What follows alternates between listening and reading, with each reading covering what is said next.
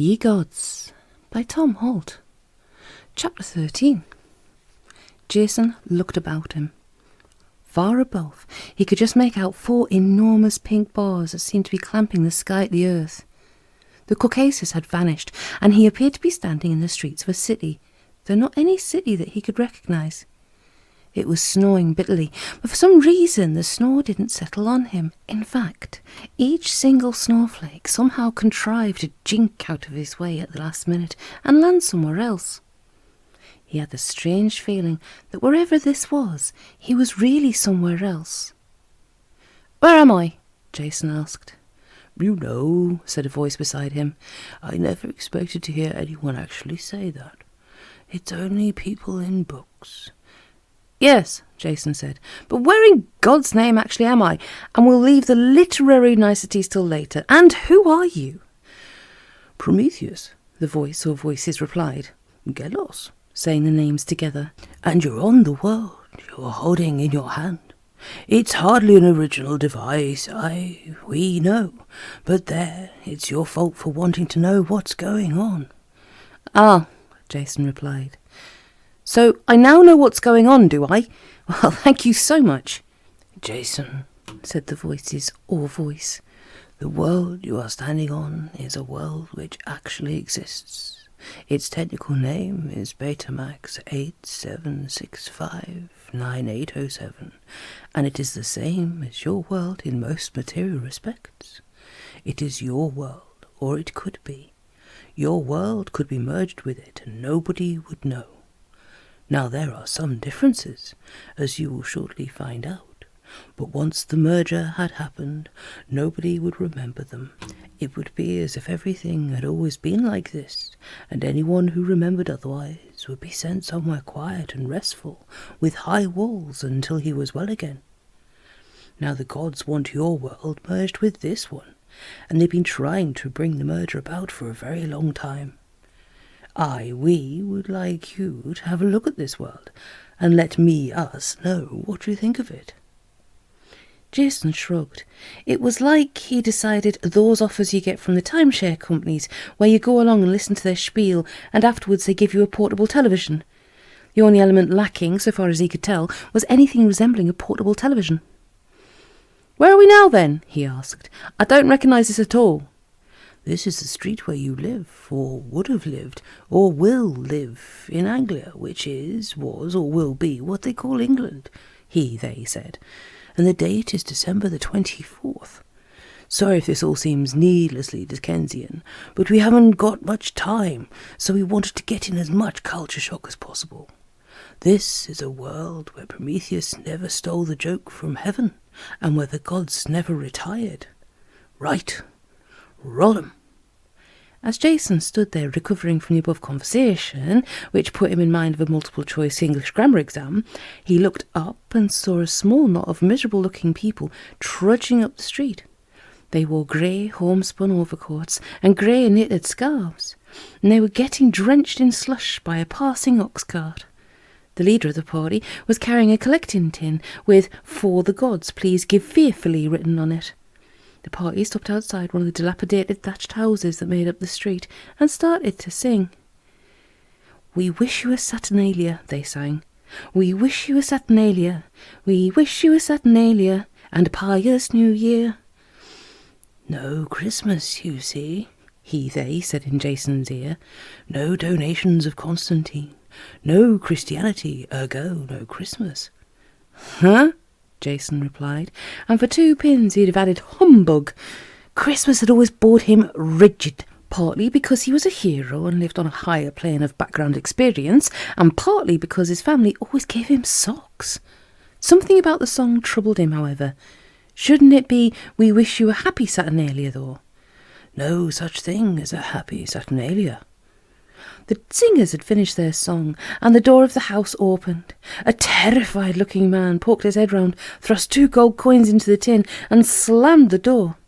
The leader ticked a name off a list, and they moved down the street. Outside the next door they sang. bad King Atreus looked out on the slopes of Pindus. Lightning came and rubbed him out, blowing him to cinders. Atreus, a silly sod, came to Jove's attention. People who offend a god don't collect their pension. There was complete silence for a while, broken only by the mooing of a distant cow. Then the shutter of an upstairs window opened, and a very old woman poked her head through. "Piece it off," she said. "I haven't got any money. Do you hear?" The leader shuffled through the papers on his clipboard. "According to the priests," he said, "you've got 2 denarii, 5 quadrantes left out of your pension." "But that's got to last me till January." "Tough," replied the leader, not unpleasantly. He clearly wasn't enjoying this very much. He was just very, very determined. "You shouldn't have spent it all on butter then, should you? 1 denarius you're down for. We haven't got all night." "Go away." "Look, Gren," said another of the group. "We know it's hard, but we're only doing our job." "Is that you out, Timon?" "Yes, Gren." "Then you should be ashamed of yourself." "Steady on, Gren," said their Timon. "It is a season of ill will, you know." Jason turned. He couldn't see his companion or companions, but he turned nevertheless. In the circles in which he moved, if you wanted to talk to someone without someone else hearing, you turned, and that was that. "Shouldn't that be the season of—" "No," they replied. "Shut up and listen." "Look," said the leader of the group, "it's no skin off our nose if you don't make your voluntary offering, right? If you want to offend the gods and get blown to bits by a thunderbolt and spend the rest of eternity on the wrong side of the sticks, just because the thought of going hungry for a few days meant more to you than paying your respects to the everlasting gods—" All right, said Gran, and shortly afterwards there was a shooting back of bolts and a slight tinkle, such as might have been caused by a small silver coin dropping into a very, very full collecting tin. "By then," said the leader, "have a pious Saturnalia." "Bug off!" The party slouched off down the street, and soon Jason could hear them singing about how, away in a manger with a crib for his bed, the impious Thyestes was found very dead. Snow fell. Jason's sensitive nostrils detected the smell of totally inadequate drains, or more accurately, no drains at all. "A brief history lesson," said the voice or voices. "In our world, the Roman Emperor Constantine declared Christianity to be the state religion, and the worship of the gods was suppressed. In this world, however, Constantine never existed. There was never a Constantinian revolution. Constantine's predecessor, Diocletian, remained in power. Now, Diocletian believed in a place for everybody and everybody in his place, and also in the gods. He set up a system of government along those lines, and in this world, the system has worked. 1,700 years later, things have not changed much, largely because no one's seen the need. There is still an emperor in Rome, Severus the 33rd, and the science of urban sanitation died in infancy. You are presently standing in the main sewer of the town. Petrol is still a black, messy substance that interferes with well-digging operations in Mesopotamia. Penicillin is an unfortunate byproduct of inadequate bread management, and electricity is something that comes out of the sky to let you know you've forgotten to sacrifice to Minerva. The only known cure for an abscess under a tooth is death. This is because people never learn to laugh at the gods, and so never realize that it's possible to tell them to get lost. Discontent cannot exist without laughter. Was Diocletian the one who made his horse prime minister? That was Caligula, and not on this world he didn't. It was a joke, you see, and there are no jokes.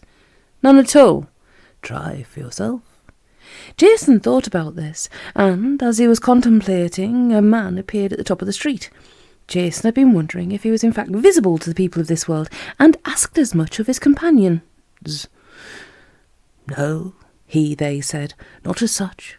The possibility police wouldn't allow it. However, since this is a controlled environment, and we can adjust things later, we can make you visible for a few minutes if you like. Once this had been dealt with, Jason walked up to the man and stood in front of him. "Excuse me," he said, "but what's brown and lives in the sea and attacks young women?" The man stopped and thought about it. "Good question," he said. "You've got me there. It could be Neptune, because he lives in the sea, and he's a bit, well, like that, his name be praised, but I never heard that he was brown particularly. There's the old man of the sea, of course, but he just attacks everybody, thanks be to him. And then there's Porphyry, I suppose, except he's... Actually, Jason said, it's Jack the Kipper. Who? Jack the Kipper. Never heard of him, said the man, after a moment's thought. Is that another name of Scylla, the 100-headed sea fiend? No, Jason replied. It's a pun. A what? A pun. The man thought again. No, sorry, he said. You've lost me there. You sure you're not thinking of the old man of the sea? Because... All right, Jason said. Try this one. Why did the chicken cross the road? Which road? Sorry, forget I said that. How many dentists does it take to change a light bulb? What's a dentist? Yeah, well, thanks for everything. Have a nice day. What's nice? Jason shivered, not entirely because of the cold. Fortunately, his companion or companions chose this moment to wipe the man's memory clean, and he hurried by without saying anything further. All right, Jason said. You've proved your point. Can I go and have something to eat now, please? But the personal persons he couldn't see shook his or their invisible head or heads. Not yet, they said. You wanted to understand what was going on, didn't you? In a way, yes, Jason replied. Not this way. How then? More a sort of comfortingly meaningless truism sort of way, Jason said. Or failing that, a detailed exposition over lunch. Do they have food here by any chance? They considered. They eat, was the reply. Well, whatever it is they eat, could I eat it too? No. Oh. Jason thought about it, and remembered the story of Persephone in hell. You mean, if I eat any of the food here, I'll have to stay here forever and ever? No, said his companions, but if you eat any of the food here, you'll be ill. It's winter, remember? No fresh veg. All the meat is salted, and there's ergotism of the bread. If you're really hungry, there's always rats, but... I think I'll wait, thanks, Jason said.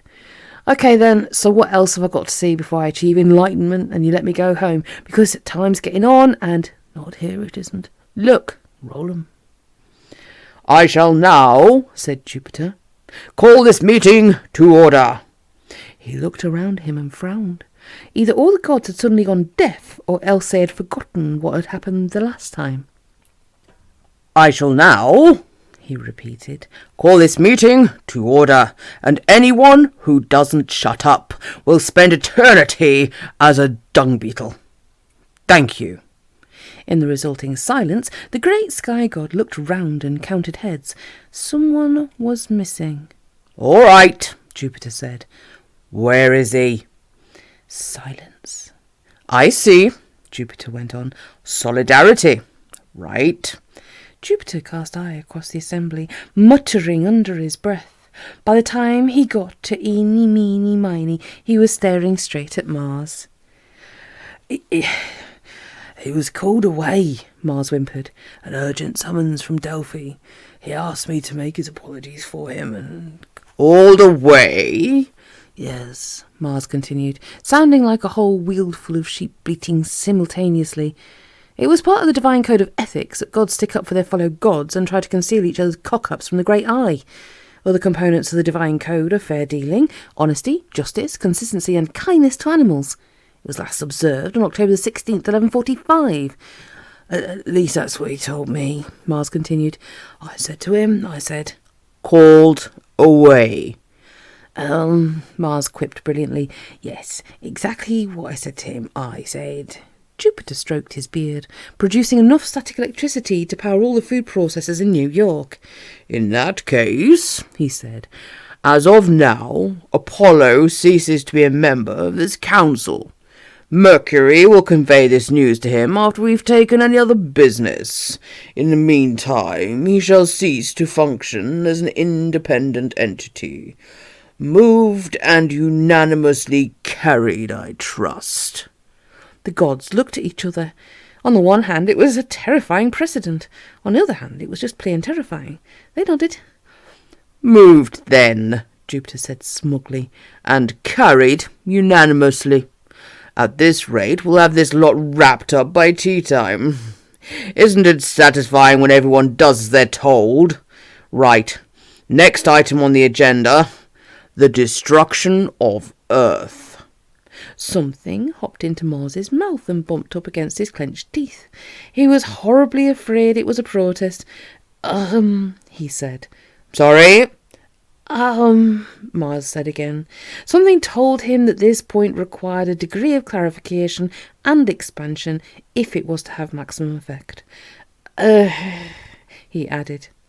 Everyone was looking at him, and he suddenly realised how pleasantly restful it was when people were just shooting at him. I believe, Jupiter said. And why is there no word meaning said, but having lots of harsh, grating consonants in it? That Mars wishes to address the meeting. Well, Mars said, I'm terribly sorry to interrupt, break the flow and so forth, but did your, just say something about the destruction of Earth on a point of order and so on? Yes. Thank you. And the transfer, Jupiter went on, of our entire field of operations to Betamax 8765-9807, ultimately to be renamed, Jupiter paused melodramatically, New Earth. I leave the motion to the floor. If the floor had any opinions on the subject, it kept them to itself, as did all the gods sitting on it. The discovery that the Supreme Being has finally flipped his lid is always likely to cause disorientation even among gods. If nobody has any comments to make, Jupiter said, then I shall put the motion to the vote. Seconded and carried. No. Everyone swivelled round and stared at Mars, Demeter going so far as to count his legs. Jupiter frowned. No. Mars was standing up. You can't, he added. Oh, can't I? No, you can't. Yes, I can. No, you can't. Yes, I can. Look, interrupted Mercury, who was taking the minutes. Do I have to put all this down? Because if it's going to go on much longer, I'm going to need a new notebook. It's not going to go on very much longer, said Jupiter, as dung beetles have no locus standi to address a meeting of the gods. You still can't do it, Mars said. His right hand was creeping upwards towards his mouth, with the general idea of tearing his own tongue out by the roots, but it was naturally cautious and had only reached chest height. In the meantime, Mars carried on. Because if you destroy Earth, we all cease to exist. There's no way out of that, and you know it. He's right. Minerva looked round to see who had spoken and realised it was her. Who asked your opinion? Jupiter snarled. You did. You left the motion to the floor and... But you're not a floor, Jupiter replied. Though that could be arranged, he added. If you destroy the Earth, she said, ignoring him. Ignoring Jupiter is rather like trying to fly through rather than round a mountain. But to the gods all things are possible. Then the laws of possibility require that we cease to exist, at least in our present form. Jupiter considered this before saying, Balls! And the Olympians held their breath. Minerva continued. What will happen is that there'll be a reality bifurcation into a world where you decide to destroy the world, which won't be around for very long, and a world where you changed your mind at the last minute. Since that's impossible, because you never change your mind at the last minute, that world will quickly fizzle out, and all of us with it. On the world where you are destroyed the world, we'll all be destroyed with it. Curtains. Jupiter scratched at the tip of his nose.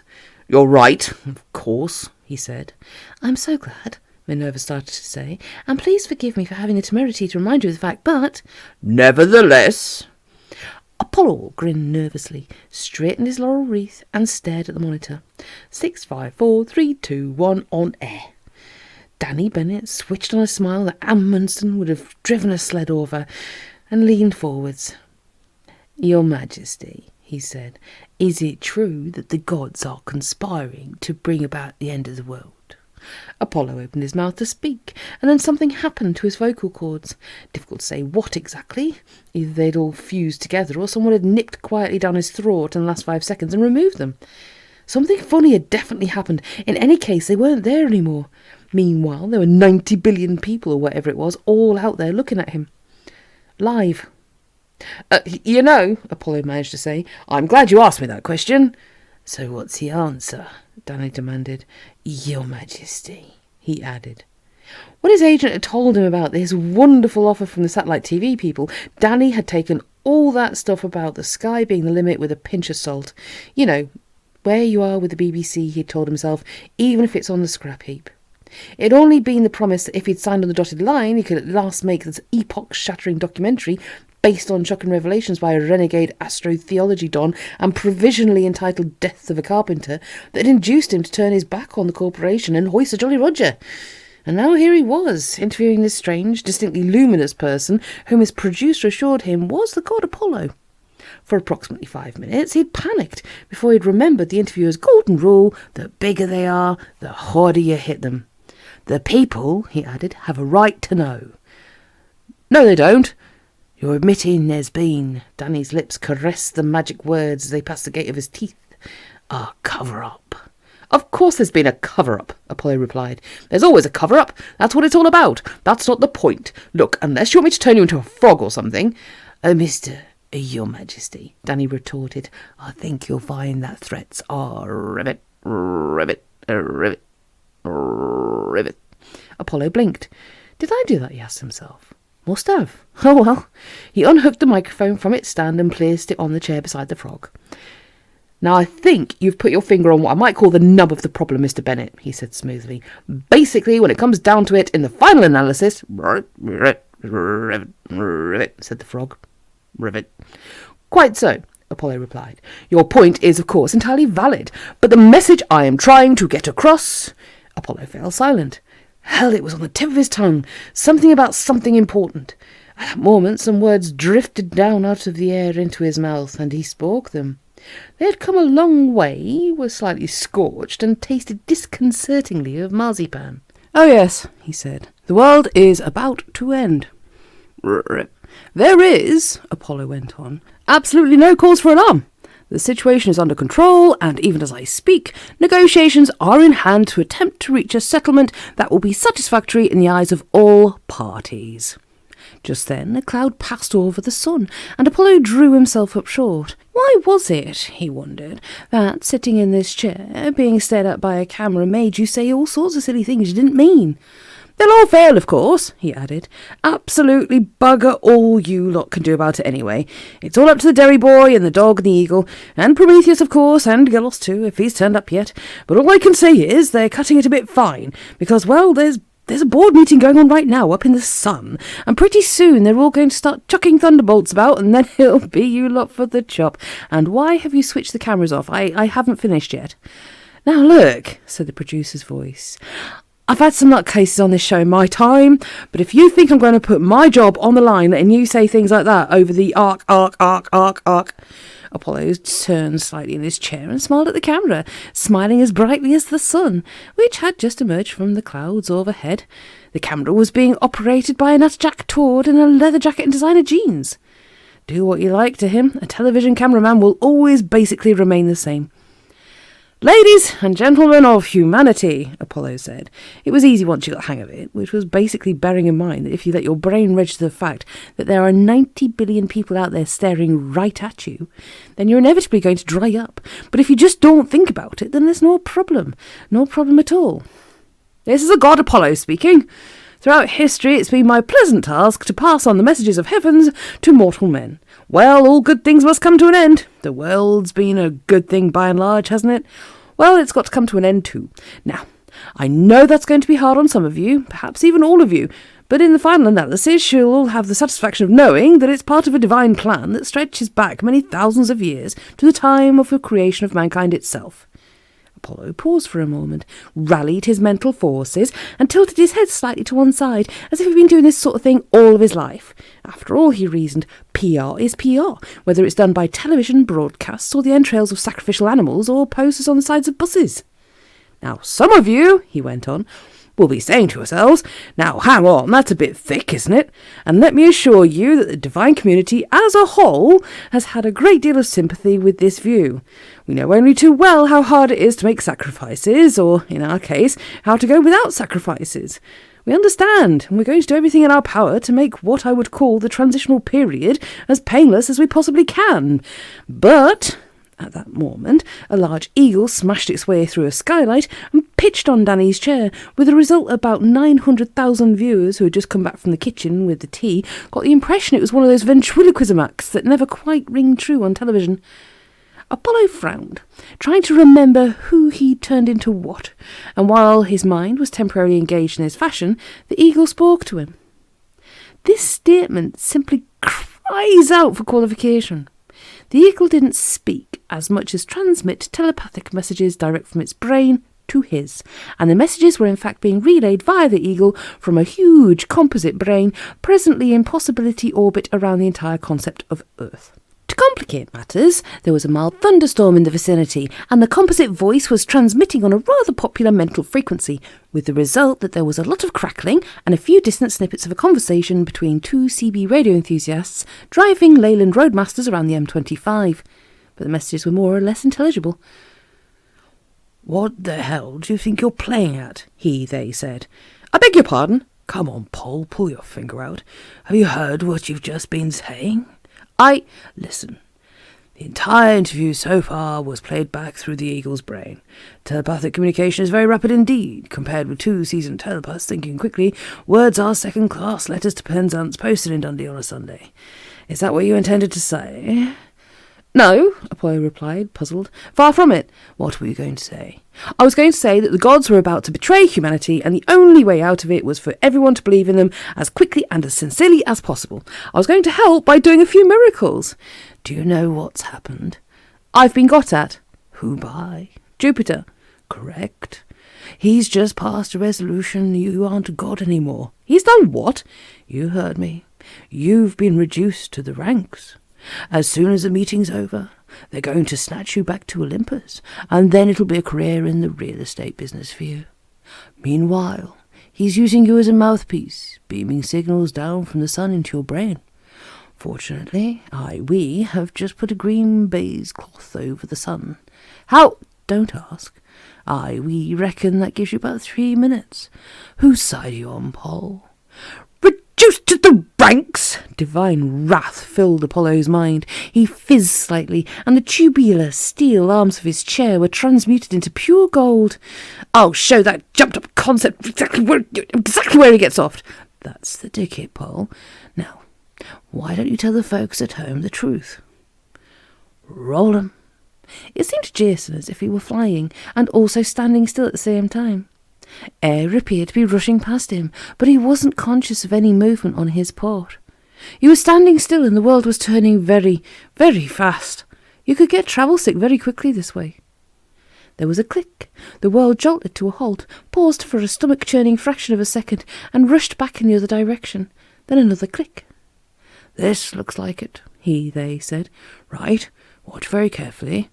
The world was moving yet again, but this time at its normal pace. In fact, Jason wouldn't have noticed the motion if he hadn't been aware of the lack of it between clicks. This was time running on playback speed. He had apparently moved in space as well as in time, for he was inside a building of some sort now, a dark building, not particularly cheerful. Despite his innate optimism, Jason couldn't quite bring himself to believe that it was a restaurant. Which was not to suggest that it wasn't a place designed at least in part for eating in. It was just that a human being standing there would be justified in wondering on which end of the fork he was ultimately going to wind up. "The Temple of Jupiter in Londinium," they whispered. "Not everybody's cup of tea." Talking of, it was only then that Jason became aware that the place was full of people.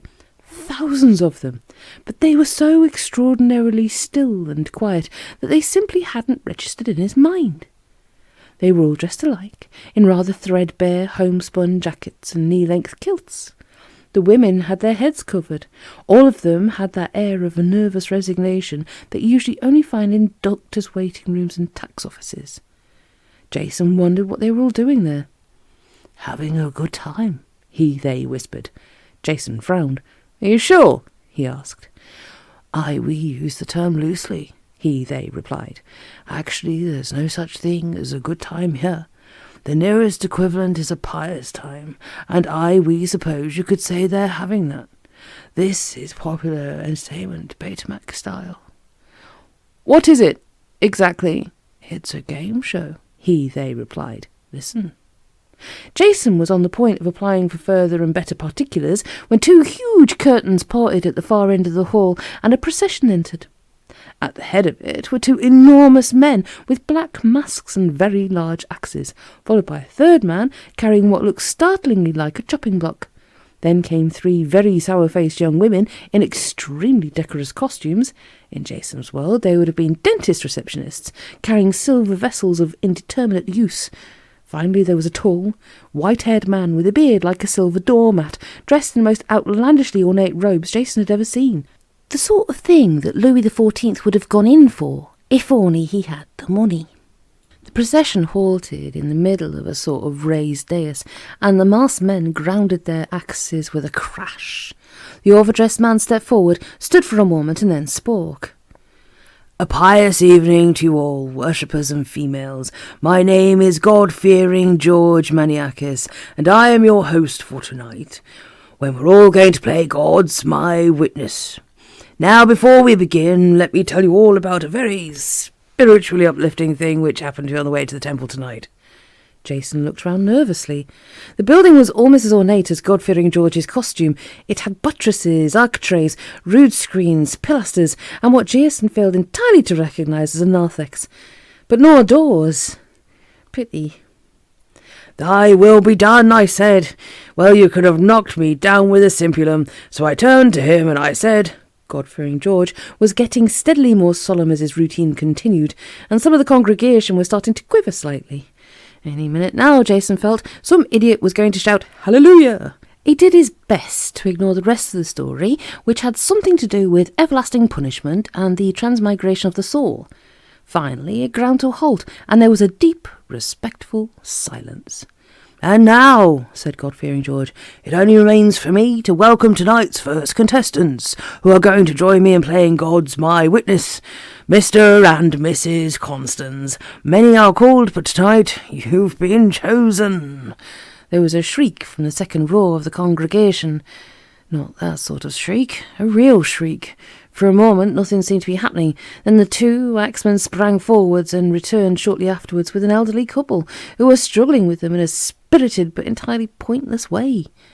At last the remaining dribble of fight evaporated, and they stood facing God-fearing George with all the light-hearted exuberance of rabbits caught in the headlamps of a rapidly approaching lorry. And your name is... Could you just speak up, Mr. Constance? The gods can hear you, of course, but we can't. Flavius Constance, the man whimpered. And you're a retired executioner, Mr. Constance nodded feebly. That must have been a horrible job, Flavius. Didn't you ever wonder whether the people you executed might actually have been innocent? Mr. Constance snivelled. Clearly the thought had occurred to him once or twice. God-fearing George turned to Mrs. Constance, who was somewhat belatedly trying to never have been born, and gave her a smile that would have stripped paint. And how about you, Domitilla, isn't it? Mrs. Constance made a small, very shrill noise like a field mouse in a blender. How did you feel about all this, Domitilla, sharing your bed with a man who made his living by killing people? Didn't you sometimes wonder, Domitilla? Anyway, worshippers and females, how about a good fervent prayer for the souls of our two contestants who are going to play God's My Witness here tonight? There was a confused mumbling, like many angry bees. Mr. and Mrs. Constance tried to cling to each other, but the axemen parted them with the shafts of their axes. God-fearing George took a bundle of cards from a cedarwood chest, which one of the stern young women had presented to him.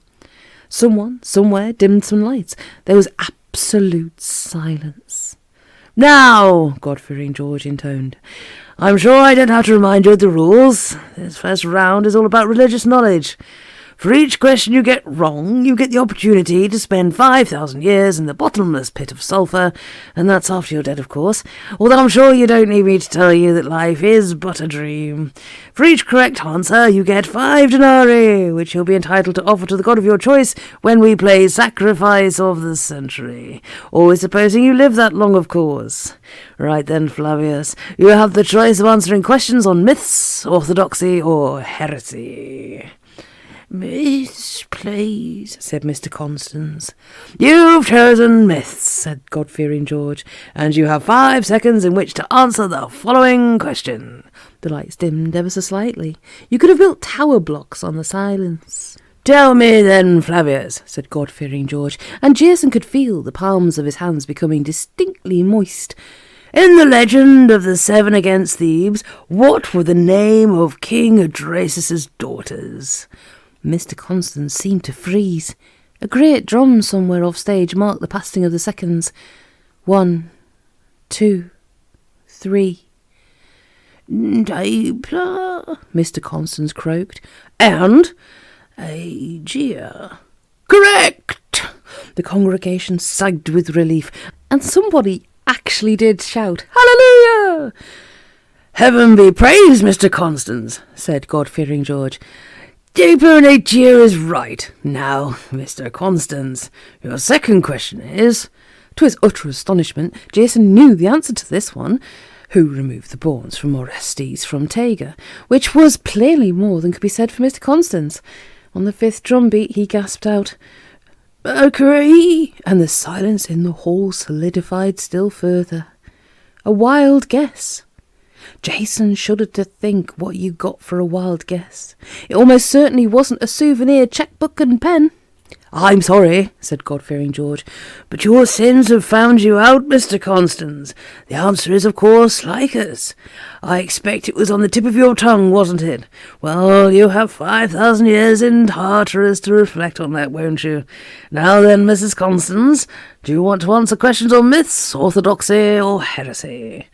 Mrs. Constance squeaked pitifully. Heresy it is, then. Now, in the accursed rituals of the Paphlagians... Mrs. Constance didn't do terribly well. Oh dear, said God-fearing George. That's 2 incorrect answers, Mrs. Constance. I'm sure you're aware that means immediate decapitation. Never mind. Let's have a really heartfelt prayer for the soul of Mrs. Constance, worshippers and females. She's been a truly wretched contestant. And that was more or less all that Jason could take for one day. There were some people he knew who didn't believe in the gods. Not these gods, not any gods. That had always amazed him. It was like not believing in cholera. The 2 certain things about human life are, first, that there are gods. Second, that pretty well all the gods would benefit enormously from a good hard kick in the head. With a yell that should have caused serious damage to the structure of the building, he unsheathed the sword of Thingamy-Tight and hurled himself at the dais, only to find that it wasn't there. And neither was he.